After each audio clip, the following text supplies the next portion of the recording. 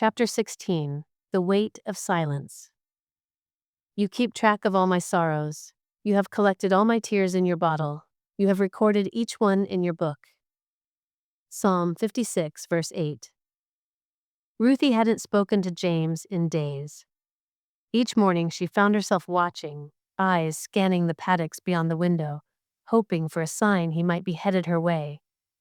But there was no soft knock on the door, no quiet check-in.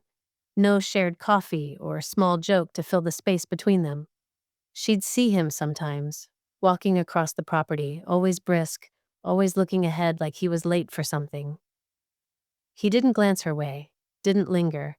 It felt deliberate, like he was trying not to be interrupted, like he didn't want to be seen. And each time something inside her pulled tighter.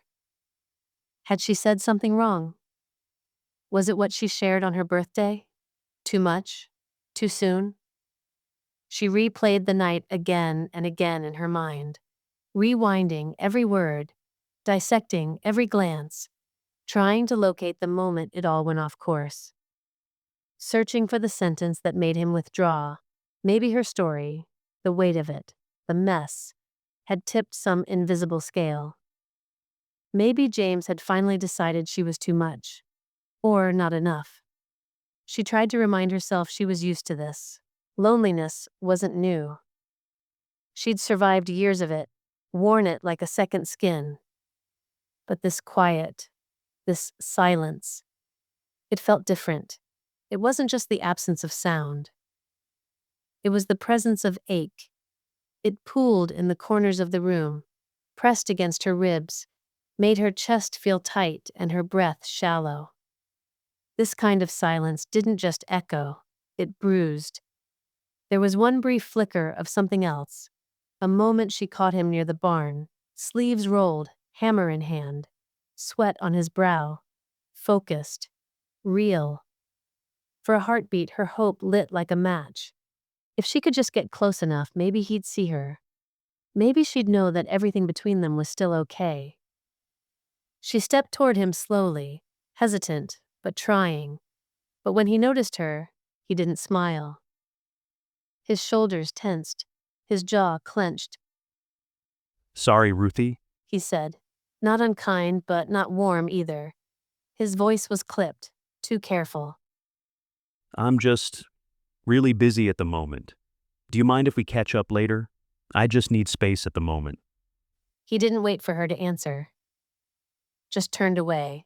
And that was the part that stung the most. Because it wasn't a slammed door or cruel words. It was gentler than that. But it still felt like rejection. The kind that doesn't leave marks on the skin. Just the soul. She spent the rest of the day moving through the cottage like a ghost, peeling carrots, slicing onions, lining up potatoes. Her hands worked on autopilot, light spilled across the floor, catching in the dust, painting gold on the tiles. She pressed her bare feet into the cool surface, trying to feel something, anything, beneath her. Just then she caught it, the bitter scent of garlic rising from the pan, sharp and acrid. The bitter scent hit her like a slap. And suddenly she wasn't in the cottage anymore. She was back in an old memory, a different kitchen, colder, darker. Dylan liked the cold, said it kept the mold out, said it made people move faster. He always said a lot of things that weren't true. In this memory, she stood over the bench in that cold, dim kitchen, making pasta from scraps, stretching what little they had. She'd used the last clove of garlic, hoping the flavor might mask the emptiness of the meal, hoping it would be enough to keep the peace. He walked in, eyes swept over the stove, his jaw clenched. Ruthie knew that look, too well. The look that meant it didn't matter what she'd done or how hard she'd tried. He was hunting for a reason to snap, to turn dinner into a battleground. What's this garbage? I thought I told you how much I hate eating pasta every night. His voice seething with anger. She turned from the stove, wiping her hands on a tea towel. It's all we had, Dylan. I'm sorry. He didn't let her finish. You're useless. He snapped, voice low and sharp. I don't ask for much, just a decent, home-cooked meal. But no, you serve up the same slop every night like I'm not even worth the effort. She swallowed hard and nodded, trying to steady her voice. I'm sorry. I thought, He cut her off, not with shouting, but with silence first, the kind that crackled with warning. Then came the words, cold, precise. You're always so stupid, Ruthie. If you had a brain cell, it would be lonely. She opened her mouth to respond, the apology trembling on her tongue. I just, But he was already closing the space between them. His hand knocked the spoon from hers. It clattered to the floor. She flinched, trembled, but didn't step back. Not yet. He moved closer, voice like gravel in a storm. You are always trying to make me the bad guy. You are always the one pushing me to anger. I'm not. Ruthie said in a raised tone. His grip was sudden, hard, bruising. Don't you ever raise your voice at me. He hissed, the words slicing through the air like a whip. Ruthie froze. She hadn't even realized her tone had shifted. Just a tremble of protest, a breath of defiance. But it was enough. Her body instinctively tried to retreat, to fold in on itself, to disappear. But he yanked her forward instead. Closer. The air between them vanished. His fingers dug into her arm like claws. She couldn't breathe. The heat of his anger pressed against her skin, sour and suffocating.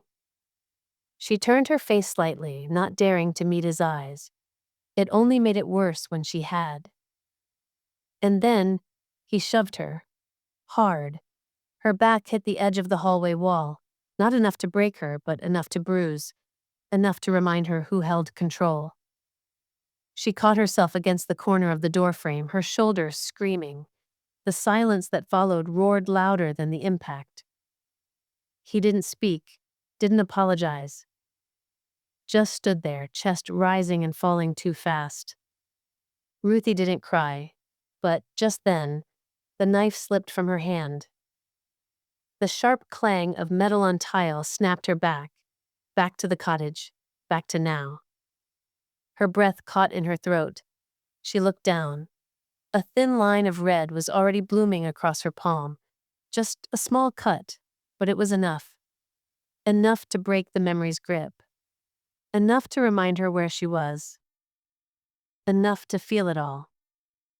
The burnt garlic clung to the air now. A scream rose up inside her, one she hadn't let loose in years. Bear was there first, pressing his body to her shin. Steady, real, solid. But it wasn't enough. Not this time. Her eyes landed on the garlic still in the pan. Without thinking, she lifted the pan and hurled it across the room. I hate you. She screamed. I hate that you still live in here. I hate that a smell can steal everything from me. She panted, chest heaving. The words tore out of her, loud and guttural, part grief, part fury. She collapsed to the floor, fists clenched, Bear's fur beneath her hands. She didn't try to silence the memory, didn't swallow the ache. She let the mess be what it was. She sat there for a long time, tangled in Bear's warmth, hands trembling, soul scraped raw. Eventually she rose. Her hands still trembled, but her legs held. The scent of lemon oil drifted through the cottage, chasing away the bitterness. Not to forget, but to reclaim. To say, this is mine. You don't get to have this. Not this space. Not this breath. Not this day. She crossed the room slowly, barefoot against the warm wooden floor, and reached for the small Bible Naomi had given her. She'd looked at it every day since her birthday, run her fingers over the gold embossed cover, traced the edges of the ribbon marker, even held it to her chest once when the nightmares lingered longer than usual, but she hadn't opened it. Not until now. She didn't know where to start. The Bible felt both familiar and foreign in her hands, like a letter from someone she used to know but hadn't spoken to in years. So she didn't try to search, didn't try to think. She just let the pages fall open. Her fingers trembled as she smoothed the crease. Her eyes drifted across the text, barely focusing, until they landed on a verse. And somehow it was exactly what she hadn't known she was longing for. Words about God's love, not for the perfect, the strong, or the composed, but for the crushed, the broken, the ones barely holding on. It wasn't fire and thunder, it wasn't judgment. It was closeness, nearness, a God who came close to those splintered by life. She read the words again, slower this time, as if letting them settle in the cracks. Something broke quietly inside her, not like glass, but like a wall easing down brick by brick. In the hush that followed, she whispered, not a vow, not a resolution, just a prayer. God, help me. Thank you for listening to this chapter of Healing on the Land. If this story has touched your heart, I'd love for you to come join me for the next chapter. You can find it here on this channel. If you'd like to support more Christian storytelling, you can purchase the full book or make a donation using the link in the description. Your support, no matter the size, helps us to continue writing stories of faith, healing, and hope. And don't forget to like this video and subscribe to this channel. May God bless you, and I hope you have a lovely rest of your day.